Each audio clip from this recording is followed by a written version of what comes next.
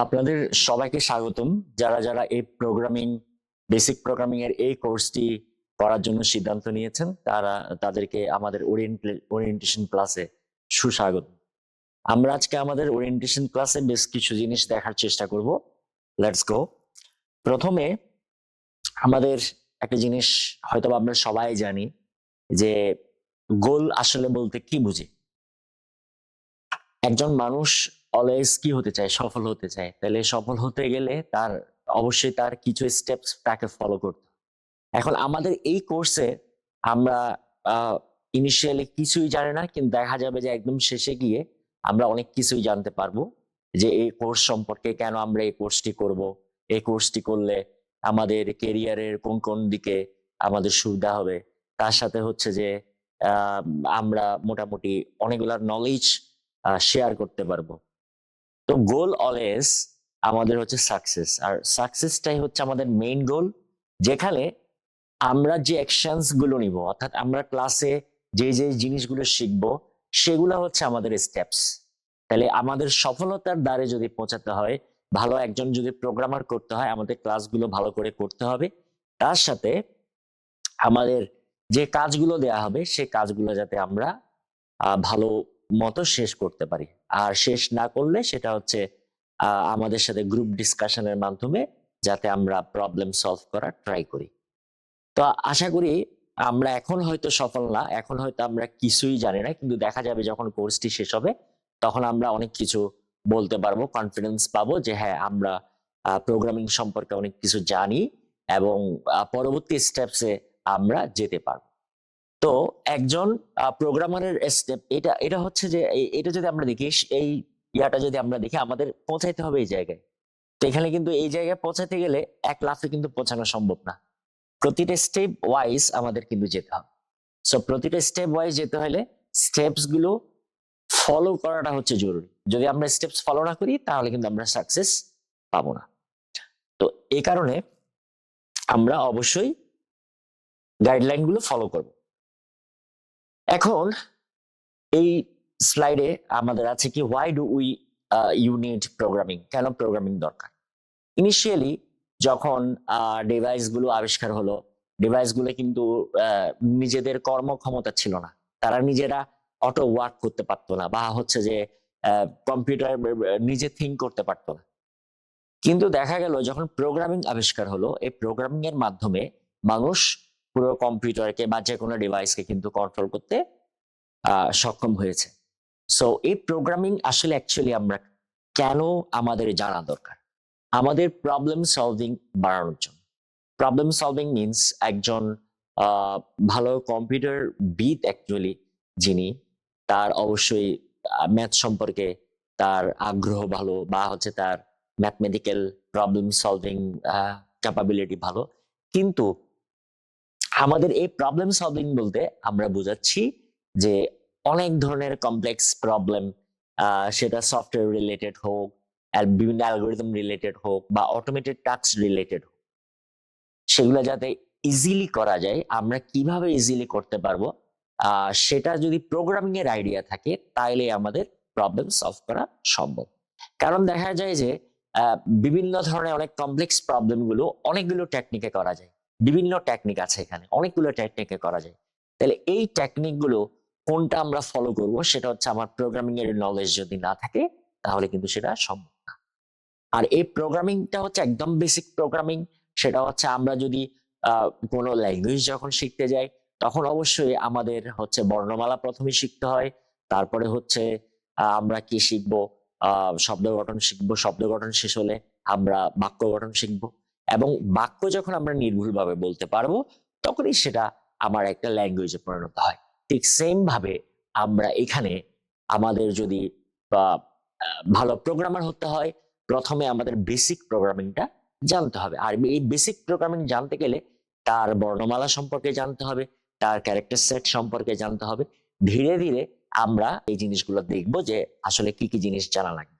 So problem solving অর্থাৎ একটা device বা একটা কম্পিউটার, সে কিভাবে প্রবলেম সলভ করে, তাকে কিভাবে আরো এফিসিয়েন্ট করা যায় এই কমিউনিকেশনের যুগে, সেই জিনিসগুলো সম্পর্কে কাজ করে হচ্ছে প্রোগ্রামার। আর এই জিনিসগুলোতে হেল্প করে হচ্ছে প্রোগ্রামিং, অর্থাৎ থিওরিটিক্যাল আইডিয়া। প্রোগ্রামারের কাছে থিওরিটিক্যাল একটা আইডিয়া থাকলে সেটাকে লজিক্যালি কনভার্ট করে কোডের মাধ্যমে একটা ডিভাইসকে ইনস্ট্রাকশন দেয়া, এটাই হচ্ছে অ্যাকচুয়ালি প্রোগ্রামিং। অর্থাৎ এই প্রোগ্রামিং কি করে, একটা ডিভাইস কিভাবে কাজ করবে, একটা মডিউল কিভাবে কাজ করবে, সেই জিনিসটা ইনস্ট্রাকশন দিতে হেল্প করে। অটোমেশন রিলেটেড আমরা জানি আমাদের প্রায় বেশিরভাগ অর্গানাইজেশন কিন্তু এখন অটোমেশনের আন্ডারে চলে গেছে, সেটা কোনো ইউনিভার্সিটি হোক, কোনো ব্যাংক হোক, বা হচ্ছে অন্যান্য যে কোনো ছোটখাটো অর্গানাইজেশন হোক, তারা কিন্তু সফটওয়্যার বেসড অটোমেশনের দিকে চলে গেছে। এই সফটওয়্যার বেসড অটোমেশনে কি হয়, দেখা যায় যে অনেকগুলো ছোটখাটো এরর থাকে, স্যালারি দিতে ভুল করা, স্যালারি অ্যামাউন্টে ভুল করা, এই এই জিনিসগুলা কিন্তু আমাদের অনেকটা কমে গেছে। আমাদের টাইমও সেভ হচ্ছে ওখানে, তার সাথে সাথে হচ্ছে কি আমাদের যে হিউম্যান এরর, যেটা হিউম্যান এররটা কিন্তু কমে গেছে। তাহলে এই জিনিসগুলা যে অটোমেশনের আন্ডারে চলে গেছে, তাহলে এই যে সফটওয়্যার গুলো, সেগুলো কিন্তু অবশ্যই একজন সফটওয়্যার ডেভেলপার বা হচ্ছে ভালো প্রোগ্রামাররাই কিন্তু তৈরি করেছে। তাহলে এই প্রোগ্রামিংটা জানা না থাকলে এই অটোমেশন রিলেটেড সফটওয়্যার গুলো মেক করা সম্ভব হতো না, এবং এটার সুযোগ সুবিধাও কিন্তু আমাদের সাধারণ জনগণ পেত না। সো এখানে এই ফিল্ডটা, প্রোগ্রামিং ফিল্ডটা হচ্ছে ইনোভেশনের ফিল্ড, এই ফিল্ডটা হচ্ছে ক্রিয়েটিভিটির ফিল্ড। কিরকম, সেটা হচ্ছে আমরা অনেক ধরনের গেমস খেলি, অনেক ধরনের অ্যাপস খেলি, এবং অনেক ধরনের নিউ নিউ প্রোডাক্ট কিন্তু আমরা কিন্তু ইউজ করি।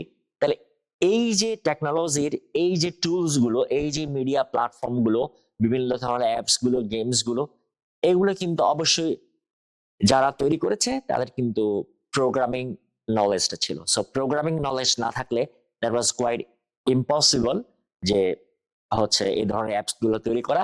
So this is the field of programming, is the field of innovation এবং হচ্ছে ক্রিয়েটিভ। সো আমরা আরো কিছু জিনিস দেখি যে এখানে আসলে জব অপরচুনিটিজ হচ্ছে বিভিন্ন ইন্ডাস্ট্রিতে, বলি আমাদের হেলথ কেয়ার, ফিন্যান্সে, এন্টারটেইনমেন্ট ফিল্ডে, প্রায় সব ধরনের ইয়াতে হচ্ছে আমাদের জব অপরচুনিটি ভালো।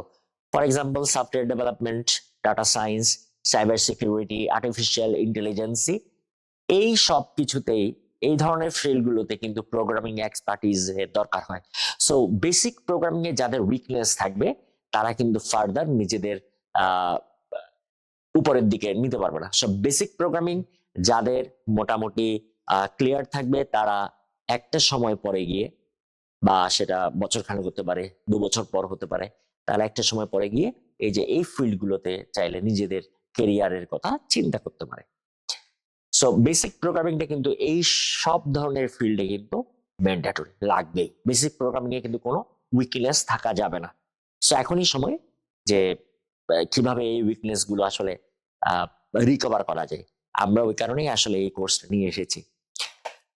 এখানে দেখেন আমাদের, অর্থাৎ যে কোনো মানুষের একটা নিজস্বতা আছে, যে আপনি কেন অন্য মানুষের থেকে ডিফারেন্ট, এটা কিন্তু আপনাকে নিজেকে আগে বুঝতে হবে। সো এই জিনিসটা বোঝাটা কিন্তু জরুরি। এবং কম্পিউটার সায়েন্সে যারা হচ্ছে কম্পিউটার সায়েন্টিস্ট, তাদের কিন্তু এই জিনিসটা থাকাটা একদম ম্যান্ডেটরি। এম্পাওয়ারমেন্ট অ্যান্ড ইন্ডিপেন্ডেন্স, অর্থাৎ একটা প্রোগ্রাম কিভাবে লিখতে হয়, একটা সফটওয়্যার কিভাবে ডেভেলপ হয়, এই জিনিসগুলো যদি আপনি জানেন, তাইলে এই জিনিসগুলো অবভিয়াসলি অন্যদের থেকে আপনাকে ডিফারেন্ট করে তুলবে। এটা হচ্ছে নর্মাল কথা। তাইলে সেক্ষেত্রে আপনি চাইলে তখন নিজে নিজে কি করতে পারবেন, নিজের একটা পার্সোনাল ওয়েবসাইট তৈরি করতে পারবেন, মোবাইল অ্যাপ তৈরি করতে পারবেন, ঠিক আছে? যে কোনো ধরনের টুলস যেটা আপনার দরকার কম্পিউটার রিলেটেড, সেটা কিন্তু আপনি তৈরি করতে পারবেন আপনার নিজের প্রয়োজন। এমনকি সেটা দিয়ে আপনি মার্কেটিং করতে পারেন, সেটা দিয়ে আপনি আপনার প্রোডাক্টটা দিয়ে আপনি স্বাবলম্বী হতে পারেন। এটাও কিন্তু হতে পারে। এই ফিল্ডটা কিন্তু মোটামুটি সবার জন্যই ওপেন, কিন্তু প্রোগ্রামিং জানাটা কিন্তু mandatory. So data understanding and analysis, আমরা যদি ডাটা আন্ডারস্ট্যান্ডিং আর অ্যানালাইসিস এই জিনিসটা সম্পর্কে যদি আমরা দেখি, যে অনেক ধরনের ফিল্ড আছে, যে ফিল্ড গুলোতে হচ্ছে অ্যানালাইজ, ভিজুয়ালাইজ এবং ডাটা ইন্টারপ্রিটিং এর মাধ্যমে আমাদের ডিসিশন ইনফর্ম করতে হয়। সো এই ধরনের ফিল্ডগুলো মেশিন লার্নিং এ সাধারণত আমাদের দরকার হয়। সো এই ধরনের ফিল্ডগুলোতে দেখা যায় যে আমার প্রোগ্রামিংটা নেসেসারি। শুধুমাত্র যে আসলে কম্পিউটার সায়েন্সেই প্রোগ্রামিংটা ইন্টার রিলেটেড তা না, এটা কিন্তু বায়োলজিতে ইউজ হচ্ছে, জিনোমিক স্টাডিজ এর জন্য, ফিজিক্সে সিমুলেশনস এর জন্য, ফিন্যান্সে অ্যালগোরিদম ট্রেডিং এর জন্য, এমনকি আর্টেও জেনারেটিভ আর্ট এর ক্ষেত্রেও আমাদের প্রোগ্রামিংটা দরকার হয়। ঠিক সেম ভাবে আমরা যদি দেখি যে আমাদের এই ডিজিটাল ওয়ার্ল্ডে যদি টিকে থাকতে হয়, এই ডিজিটাল ওয়ার্ল্ডের কোনটা কিভাবে কাজ করছে সেটা যদি বুঝতে হয়, তাহলে অবশ্যই আমাদের এই ফান্ডামেন্টাল স্কিল প্রোগ্রামিংটা জানাটা জরুরি। আর এই প্রোগ্রামিংটা যখন আপনি জানবেন, তখন আপনি সফটওয়্যার তৈরি করতে পারবেন, বিভিন্ন ধরনের প্রসেস অটোমেট করতে পারবেন। এই জিনিসগুলা মাধ্যমে আপনার যদি নিজস্ব কোনো অর্গানাইজেশন থাকে বা কোনো অর্গানাইজেশন যদি আপনার হেল্প নেয়, আপনি কিন্তু তাদের প্রোডাক্টিভিটি বাড়াতে পারবেন আলটিমেটলি। আর এটা কিন্তু আমাদের কি বাড়ায়, এটা হচ্ছে আমাদের গ্লোবাল কানেক্টিভিটি বাড়ায়। আমাদের ডিজিটাল যুগ যতই হচ্ছে যে সামনের দিকে যাচ্ছে, আমরা বুঝতে পারছি যে কম্পিউটার সায়েন্স বা ওই রিলেটেড ফিল্ড যেগুলো আছে সেগুলো কিন্তু একটা সময় পরে এ রাজত্ব করবে এবং হিউম্যানকে হচ্ছে মোটামুটি অনেকটা রিল্যাক্স করে দেবে। আমরা গ্লোবাল কানেক্টিভিটির কথাতে যদি আসি, বিভিন্ন ধরনের সোশ্যাল মিডিয়া প্ল্যাটফর্ম আমরা ইউজ করি। সেটা হচ্ছে বা ধরেন ফেসবুক হতে পারে, টুইটার হতে পারে, বা বিভিন্ন ধরনের ই কমার্স সাইট, এডুকেশনাল বিভিন্ন ধরনের সাইট আছে, ওই সাইটগুলো বা হচ্ছে যে ই কমার্স ওয়েবসাইট যেগুলো আছে, সবগুলোই হচ্ছে যে আমাদের এই যে তৈরি হয়েছে, এগুলার পিছনের ব্যাকগ্রাউন্ডে অবশ্যই যারা তৈরি করেছে তাদের অবশ্যই কি ছিল, প্রোগ্রামিং নলেজটা ছিল। উইদাউট বেসিক প্রোগ্রামিং নলেজ তারা কিন্তু এগুলা ডেভেলপ করতে পারতো না। ওকে, তাহলে আমরা দেখলাম যে প্রোগ্রামিংটা আসলে কেন দরকার, কি কারণে দরকার। এখানে আমরা একটা চার্ট দেখানোর চেষ্টা করেছি যে দেখা যায় যে comparison based on salary between programming related fields of America and Bangladesh. So এখানে আমরা বিভিন্ন ফিল্ডের কথা বলেছি, সফটওয়্যার ইঞ্জিনিয়ার, বেসিক প্রোগ্রামিং আপনার নলেজটা কিন্তু লাগবেই, এবং তারপরে আপনার অ্যাডভান্স প্রোগ্রামিং শিখতে হবে। শেখার পরে আপনি যখন বিভিন্ন টুলস সম্পর্কে জানবেন, তখন দেখা যাবে আপনি ধীরে ধীরে এই যে কোনো একটা ফিল্ডের মধ্যে নিজের কেরিয়ার গড়তে পারবেন। ধরেন software engineer, web developer, data scientist, artificial intelligence or machine learning engineer, cyber security analyst, game developer, cloud engineer, blockchain developer, IoT developer, mobile app developer, UI UX developer, robotics engineer, DevOps engineer, freelancer, computer science lecture or researcher. So এইসব ফিল্ডে আমাদের কিন্তু এই salary structure পার এনাম কত তারা actually পায় সেটা কিন্তু দেয়া আছে। তারপরে এখানে ইউএস বেসড, ইউএসএ অবশ্যই যেহেতু আমাদের ইকোনমি ইউএস এর ইকোনমি থেকে অনেক দুর্বল, উইক, সেহেতু কিন্তু ইউএস এর ইকোনমি দেখা যায় যে অনেক, এই যে ফর এক্সাম্পল আমরা যদি দেখি এখানে সবচেয়ে হাইয়েস্ট হচ্ছে কোনটা, সবচেয়ে হাইয়েস্ট হচ্ছে এআই আর মেশিন লার্নিং ইঞ্জিনিয়ার।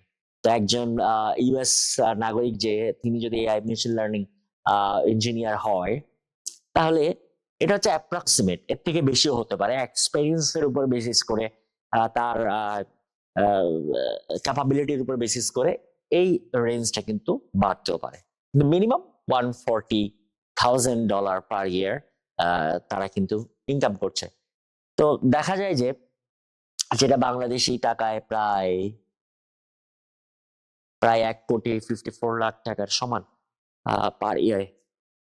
সো আমরা বুঝতে পারছি যে আমাদের বেসিক প্রোগ্রামিং এর সাথে আসলে অনেকগুলো ফিল্ড জড়িত। সো বেসিক প্রোগ্রামিং এই জিনিসটা, এই কোর্সটা যদি আমরা ক্লিয়ারলি ভালো করে করতে পারি এবং বোঝার চেষ্টা করি, আমরা যদি সময় দিই, আমরা যদি সেই ওই যে বললাম সাকসেসে যেতে হলে আগে আমাদের স্টেপস গুলো ফলো করতে, তাহলে এখানে যে যে স্টেপস এর কথা বলা হবে, যে যে অ্যাকশনস এর কথা বলা হবে, আমরা যদি সেই অ্যাকশনস গুলো, সেই স্টেপস গুলো ফলো করতে পারি, হোপফুলি হোপফুলি আমরা হয়তোবা নিজেদের কেরিয়ার এইসব ফিল্ডে হয়তো ডেভেলপ করতে পারবো।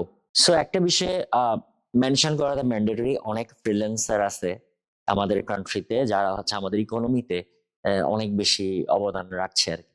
সো এই প্রোগ্রামিং রিলেটেড যদি আপনার নলেজ থাকে, সো ওই রিলেটেড ফিল্ডগুলোতে যদি আপনি ফ্রিল্যান্সিং করেন, তাহলে দেখা যায় যে মিনিমাম 40,000 থেকে মাসে 3 লাখ টাকা বা এর বেশিও আপনি আয় করতে পারেন। সো অনেকে আছে কিন্তু বিভিন্ন জবের পিছনে না গিয়ে এই ফ্রিল্যান্সিং এর মাধ্যমে কিন্তু টাকা ইনকাম করছে। এরকম তো আহ একদম বলতে গেলে ভুরি ভুরি আছে আমাদের কান্ট্রিতে। সো আশা করি আপনারা বুঝতে পারছেন যে এই বেসিক প্রোগ্রামিং কোর্সটা আপনারা চুজ করে ভুল করেন। সোজা কথা, এই বেসিক প্রোগ্রামিং কোর্সটা চুজ করে আপনারা ভুল করেন নাই, এবং এই বেসিক প্রোগ্রামিংটা অ্যাকচুয়ালি হচ্ছে যে আপনাদেরকে হেল্প করবে যদি আপনারা চান যে এই রিলেটেড কোনো ফিল্ডে নিজেদেরকে নিজেদের কেরিয়ার গড়তে চাইতেছেন, তাহলে কিন্তু এই কোর্সটা আপনাদের হেল্প করবে। সো অ্যাকচুয়ালি আমরা কি কি পড়তে যাচ্ছি, তো কোর্সের কন্টেন্টে আমরা কি কি দেখবো তাহলে সেটা একটু দেখি। যে আমরা ক্যারেক্টার সেট সম্পর্কে দেখবো, ক্যারেক্টার সেট দেখা হয়ে গেলে টোকেনস, ভেরিয়েবল আর ডাটা টাইপ, এই জিনিসগুলো সম্পর্কে আমরা বিস্তারিত দেখবো।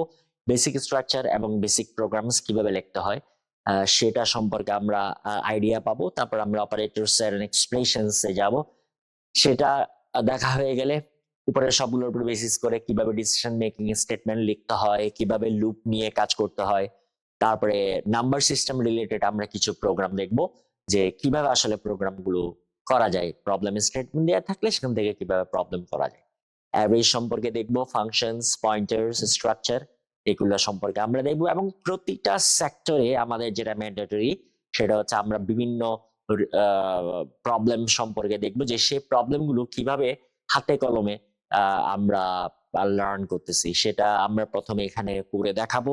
দেন হচ্ছে আপনাদের জন্য যে বিভিন্ন প্ল্যাটফর্মে, সেটা কোড ব্লকসে হোক বা হচ্ছে যে আমরা পাইথনেও হচ্ছে কোডগুলি কিভাবে করতে হয় এবং ডিবাগ কিভাবে করতে হয়, কিভাবে আমাদের থিওরিটিক্যাল কনসেপ্টটাকে কিভাবে আমাদের লজিক্যালি কনভার্ট করতে হয়, এই জিনিসগুলো আমরা মোটামুটি প্রোগ্রাম যখন করব তখন আমরা দেখবো আর কি। আর এই কন্টেন্ট গুলোর উপর বেসিস করে আমরা দুটা প্রজেক্ট দেখানোর চিন্তা ভাবনা করেছি। আর মোটামুটি আমাদের এই কোর্সে এগুলাই থাকছে। হয়তোবা সামনে বা অন্য কোনো সময় এখানে কিছু যদি আপডেট করার দরকার হয় সেটাও আমরা হয়তোবা করব কোর্স কন্টেন্টের মধ্যে। সো আশা করি আপনারা এই কোর্সে পুরো জার্নিতে আমাদের সাথে থাকবেন। আপনাদের সবাইকে অসংখ্য অসংখ্য ধন্যবাদ এবং আবারও শুভকামনা রইল। আপনারা কোর্সটা করেন, আশা করি আপনারা হতাশ হবেন না। ধন্যবাদ।